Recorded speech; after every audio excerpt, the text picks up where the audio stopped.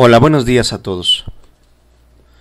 La presente tiene la intención de ser una revisión académica de lo que hemos estado viendo durante estos días, en que se ha presentado una pandemia sobre un virus que tiene capacidades muy importantes de contagio, no necesariamente de letalidad ni de mortalidad, y en la que hemos estado siendo bombardeados por una serie de información, datos, conclusiones a las que se llega un poco de forma apresurada, por lo cual nos gustaría retomar el sentido académico en estos escenarios, en los escenarios de una pandemia.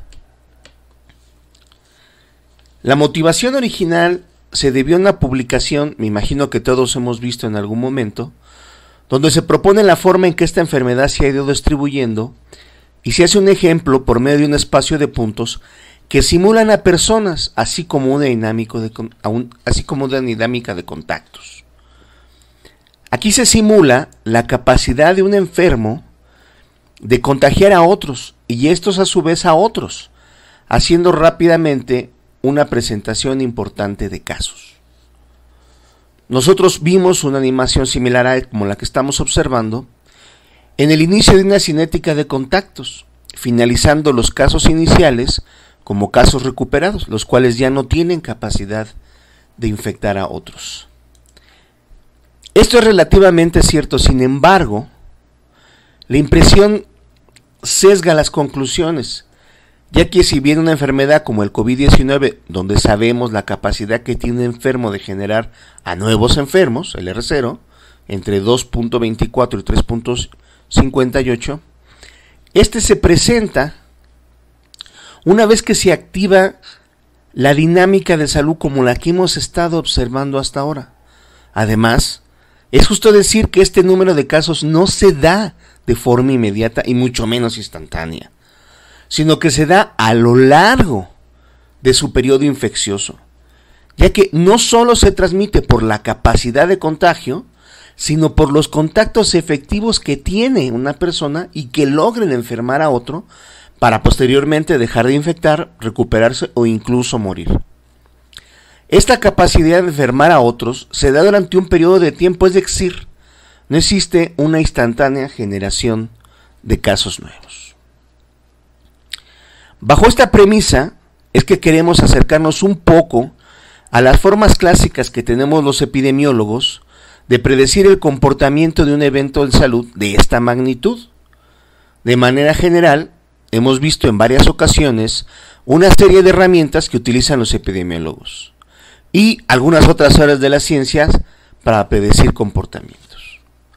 De forma general, hemos visto modelos lineales, por ejemplo, cuando queremos saber el efecto de una variable sobre la otra, como es la cantidad de sal en la presión arterial, modelos exponenciales para predecir el crecimiento de hongos y bacterias en el laboratorio, por ejemplo, los modelos logísticos que tienen consideradas las capacidades de carga de un sistema, por ejemplo, una colonia de conejos no puede crecer indefinidamente porque está limitada por los alimentos, agua y todos los recursos necesarios para crecimiento, y otros modelos como los bayesianos y los de Poisson. Sin embargo, hay una aportación que se hace casi 100 años al comportamiento específicamente de las epidemias. Y esta aportación está basada en principios muy conocidos por la medicina. Esencialmente, en la historia natural de la enfermedad, el muy conocido modelo de Leber y Clark. Para nosotros, determinante en los conceptos de prevención, donde encontramos un periodo prepatogénico, donde encontramos a los susceptibles, un periodo patogénico, donde podemos encontrar casos asintomáticos o subclínicos, o ya con un cuadro clínico instalado, y un periodo postpatogénico, en donde ya hay un resultado que puede ser la muerte o la recuperación. Para fines prácticos, poblaciones susceptibles, infectadas y recuperadas, las cuales pueden incluir la muerte, incapacidad, etc.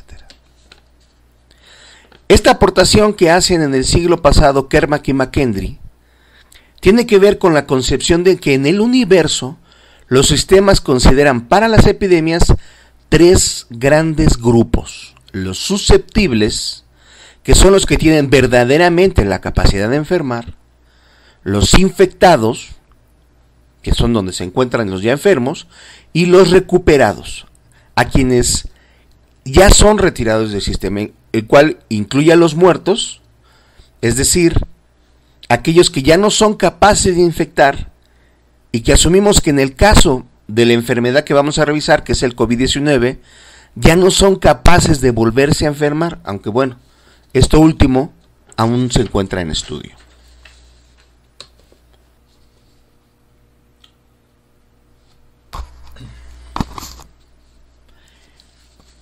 Este modelo está basado en un modelo de la física que hace la descripción de tres compartimentos. De hecho, el modelo se llama compartimental, en donde están los susceptibles, que es un compartimento que drena al compartimento donde están los infectados o enfermos, y este a su vez drena a un tercer compartimento donde están los recuperados y las defunciones, las cuales incluyen las defunciones, y a esto es a lo que llamamos el modelo SIR.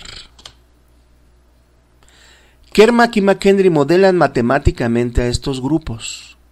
El principio es que si conocemos la cantidad de personas que pasan de un compartimento a otro por una unidad de tiempo,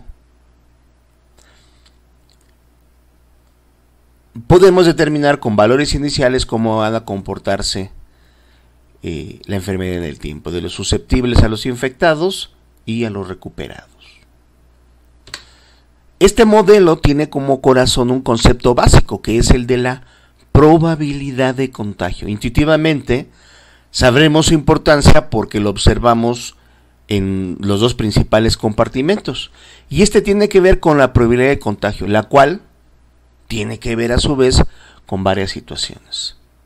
Iniciamos con la presencia de un enfermo que en este periodo esté transmitiendo el agente infectante, en este caso es un virus, y también es necesario un tiempo de cercanía que yo debo de tener o de haber tenido frente a un enfermo. Es decir, si yo pasé frente a un enfermo caminando, la probabilidad que me contagie, la verdad es menor a que si yo me puse a hablar con esta persona tiempo suficiente, de forma cercana, lo saludé, etcétera. Sobre todo el tiempo que he estado en contacto con el enfermo, obviamente el tipo de enfermedad. Por ejemplo, no es lo mismo si la transmisión es de contacto o aérea por gotas. En el caso de COVID sabemos que hay una transmisión por gotas, y claro está, si la hay por gotas, la hay por contacto. Es decir, yo tengo que estar frente a un enfermo un determinado tiempo que me permita verdaderamente estar en riesgo de presentar la enfermedad. Este tiempo mínimo frente a él o en su entorno, esta probabilidad determinada en tiempo, también tiene que ver con la enfermedad de la que estamos hablando. Ya habíamos dicho si la transmisión se da por gotas, aéreas, etc. Esta probabilidad por unidad de tiempo, en nuestro caso utilizaremos el día, pero puede ser hora, minutos, etc., es denominada generalmente con la letra beta. La cuestión es que nosotros no sabemos a priori quién está enfermo. Es decir, tengo que considerar la probabilidad de que las personas con quien tengo relación estén enfermas. Este es un cálculo de probabilidad simple. El número de infectados, sobre la población. El número de infectados sobre la población. De forma general, los casos exitosos, en este caso los enfermos, exitosos conceptualmente, claro está, sobre toda la población.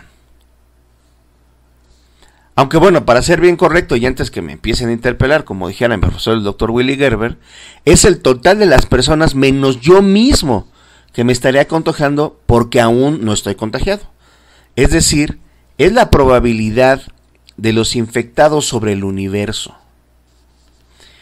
a los que nos estamos refiriendo. El resultado de ambas probabilidades, una probabilidad condicional, estos dado estos, es la probabilidad de que yo me vaya a contagiar. Sin embargo,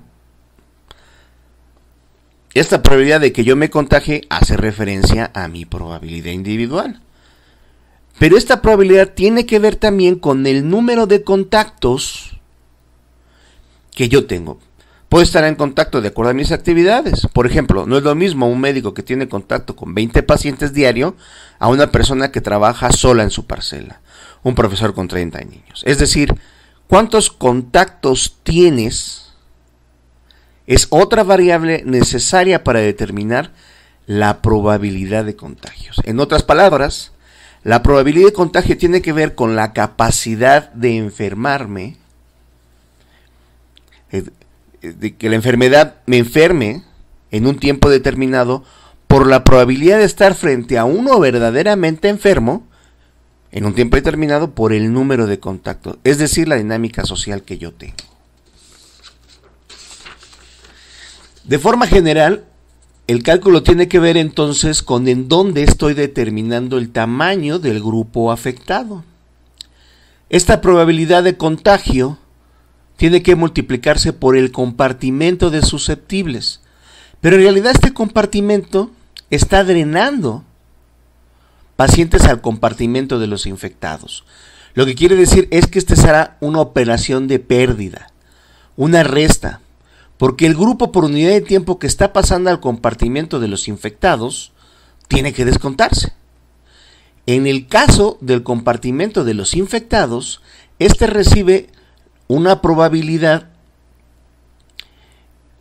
de ingreso del número de individuos, así como un egreso del número de individuos, es decir, recibe a los que han tenido la probabilidad de ser contagiados por el número de susceptibles, menos aquellos que se están recuperando o muriendo en ese momento. De manera intuitiva sabremos que el número de enfermos que se están recuperando o muriendo es una proporción, aunque para ser bien correctos tendríamos que decir que es la integral de la curva de recuperación. Pero bueno, para fines de los ejercicios que vamos a realizar, lo que podemos determinar es que el grupo de recuperados es una proporción de los que estuvieron enfermos. Estos recuperados incluyen a los muertos. Es por eso que vemos en las páginas oficiales que reportan en la actual epidemia tanto los casos activos como el número de recuperados y muertos. Es entonces que este modelo lo construyen estas tres fórmulas. Son fórmulas potentes, ya habíamos dicho que es un modelo de la física al que se le conoce como SIR. Y esta fue una de las grandes aportaciones que hicieron a la comprensión de las epidemias Kermack y McKendrick hace prácticamente un siglo. Bueno, y ahora, una vez definidos los conceptos, ¿qué hacemos? En algún momento tenemos que aterrizarlos. La manera correcta de hacerlo es pues, la construcción de los parámetros. Es que vamos allá. Empecemos por determinar la duración de enfermedad. Nosotros hemos observado ya en el periodo de esta pandemia el uso del término de los 14 días. Esto tiene que ver más con el periodo de incubación, que es el periodo que se aíslan a los pacientes y se dan de alta una vez que se ven que no, a los contactos, por ejemplo, que ya no tuvieron, presentaron síntomas, pero tiene que ver con esta capacidad, el periodo de tiempo en que la persona está transmitiendo el virus. No ha sido posible determinarlo con claridad. Algunos estudios dicen que a los 8 días los pacientes de iniciados los síntomas empiezan con complicaciones, lo que los obliga a ingresar a un nosocomio, y bueno, en ese momento dejan de ser transmisores. Otros dicen que es 9, etcétera. Pero utilicemos el término de los 14 días para poder hacer los cálculos. El segundo tiempo es la tasa de interacción. ¿Cómo construimos la tasa de interacción? Bueno, en la página de la facultad hemos estado publicando durante este periodo los reportes de la Secretaría de Salud, en el cual nos informan tanto el número de casos positivos como negativos, y en la página misma de la Secretaría de Salud encontramos los contactos que han sido positivos, etcétera. Es decir, para que nosotros podamos determinar aquellos que estuvieron en contacto con qué número de pacientes iniciales, con qué número de casos y cuántas interacciones estuvieran, dividido entre el número de días que dura la enfermedad, nos permitió obtener un valor de 1.17. Ahora bien, ¿cuál es la probabilidad de contagios? Que para fines prácticos son aquellos que dieron positivos entre el total de los contactos. Este valor fue de 7.97%. Vamos a utilizar una tasa de letalidad. La tasa de letalidad que vamos a hacer inicialmente para el modelo tiene que ver con lo reportado por la OMS, que es de 3.4, es decir, mueren 3.4 personas por cada 100 personas que enferman y que son atendidas. La tasa de recuperación será 1 menos la letalidad, lo cual nos da un valor de 96.6. El punto más importante en este sentido será entonces, obviamente, la determinación de los susceptibles. Ya habíamos quedado que no todos han estado teniendo la enfermedad, o no todos van a tener la enfermedad. Así es que hagámoslo inicialmente de acuerdo a un artículo publicado por los chinos. Este es artículo de los que ya tenían más de 70,000 casos, en donde lo que vemos es que los grupos más afectados por edad son los de 40 años y más. En este caso, en México, utilizando las proyecciones de población del CONAPO, puesto que ahorita se está desarrollando la encuesta del INEGI, todavía no tenemos esos valores, de acuerdo a esta proyección, esta población de 40 años y más es de 42.668.244. Vamos a utilizar como ejemplo también a los pacientes con diabetes e hipertensión. Y de acuerdo a la encuesta nacional de salud realizada en el 2018, nos reportan que 8.6 millones de personas son diabéticos. Para el caso de la hipertensión, este valor es de 15.2 millones de personas. Es decir, estos van a ser, para fines de los ejercicios que vamos a estar realizando, los grupos considerados como susceptibles. Esto que acabo de decir, ¿hace sentido? Estos son las dinámicas de contagio y estas son las poblaciones susceptibles, así como la letalidad y la recuperación en los pacientes. ¿Esto tiene un sentido epidemiológico? Bueno, ahora que tenemos los datos es necesario recurrir a un software de ultra avanzada para los cálculos. Esto llega a constituir un problema por el costo de las licencias, el nivel de la formación del individuo que lo va a operar, etcétera. Pero en realidad esto lo podemos hacer pues en una hoja de Excel. Así es que vamos allá. Muy bien, vamos a continuar. Ya tenemos en una página de Excel capturadas la información que habíamos platicado, cómo la fuimos construyendo, y hemos introducido las fórmulas de manera previa que responden al concepto que habíamos observado ya en las fórmulas donde resumimos el modelo. Lo que estamos multiplicando es la interacción propiamente para obtener la probabilidad de contagio, dividida entre los días en los que se presenta la enfermedad, o asumimos que se presenta la enfermedad, y de esa manera contagiamos los contagios. Obviamente, después hacemos el mismo efecto para determinar la recuperación y los fallecimientos. Como habíamos platicado hasta hace un momento, teníamos los datos de nivel internacional. Vamos a hacerlo con los datos nacionales que ya tenemos ahorita. Hasta ahorita tenemos, hasta el día 27, tenemos 717 casos. Si les parece, entonces pondremos 717 casos y lo que vamos a utilizar de manera inicial es la población de susceptibles con hipertensión arterial sistémica. En las medidas de tiempo estamos utilizando el tiempo 0, puede ser tiempo 1, tiempo 2, y vamos a ingresar la fecha de hoy, 28 de marzo del 2020.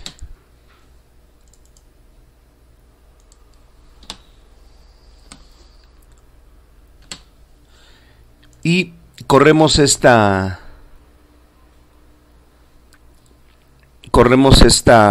fórmula, como todos lo sabemos, hasta la misma fecha del año que entra.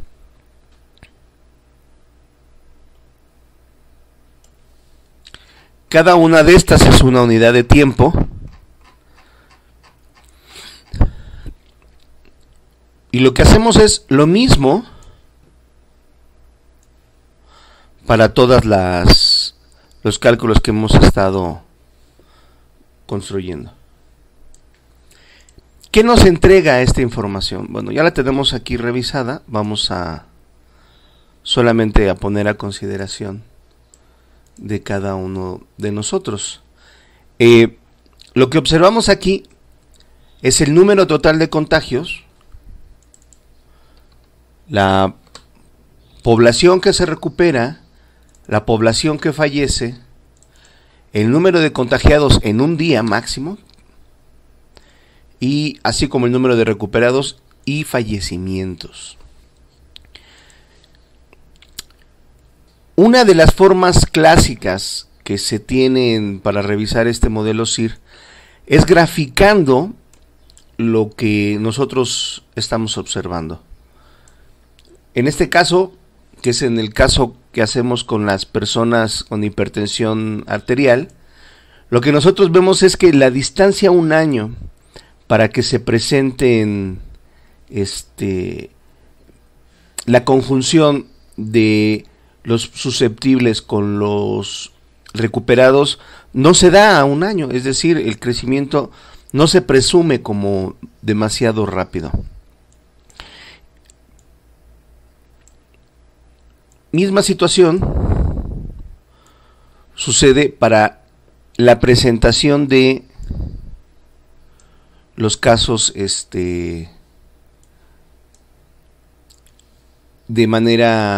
la aparición de casos de manera diaria.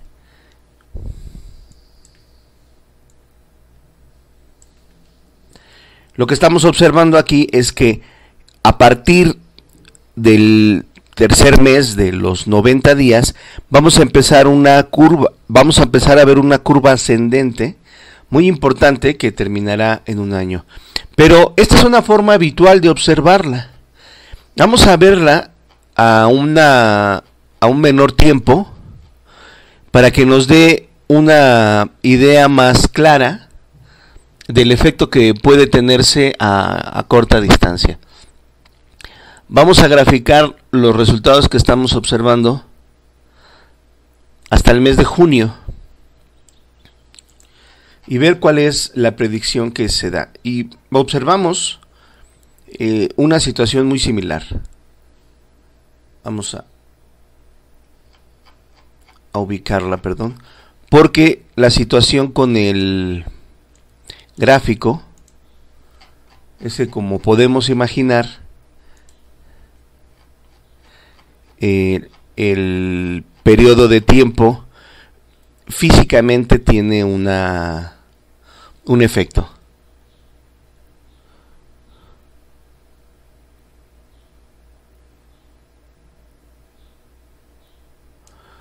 Vamos a ver hasta el mes de julio. Cambia la gráfica, no, lo que cambia es la escala, y lo que empezamos a ver es un aumento en los casos de transmisión activa interna. Hay que aclarar este comentario porque lo que estamos viendo es cómo se modifican internamente la presentación de casos. Y lo que observamos pues es un ascendente en el que pudiéramos llegar pues, rápidamente al número de casos contagiados internamente. Recordemos que estos valores son por día, aunque aquí tenemos una fecha. Hagamos el mismo ejercicio para los susceptibles diabéticos.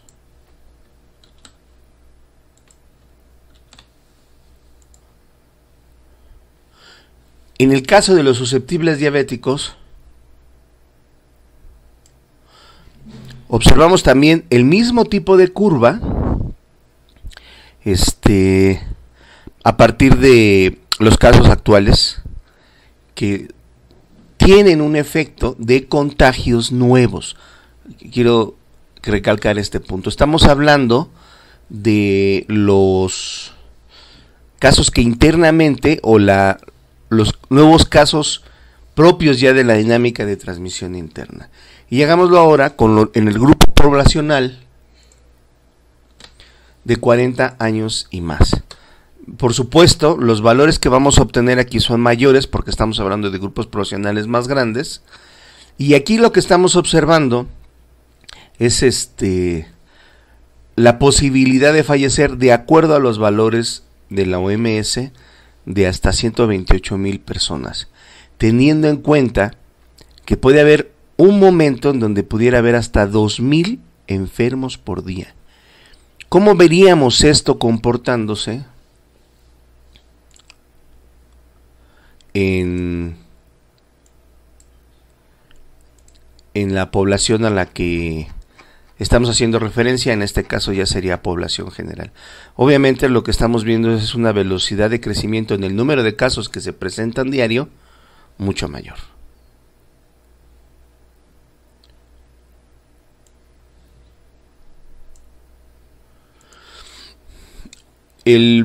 Esta hoja nos permite observar las fechas y de acuerdo a las fechas hacer una serie de cálculos con las cuales podemos orientarnos sobre el devenir de la enfermedad. Calcula en este caso que estamos hablando de población general, calcula este modelo aproximadamente un inicio con 70 casos al día durante las primeras semanas. Nuevos. Estamos hablando de casos nuevos diarios. Obviamente hay que calcular que estos se van sumando para formar un acumulado. Bueno, ¿cómo probamos la bondad del modelo?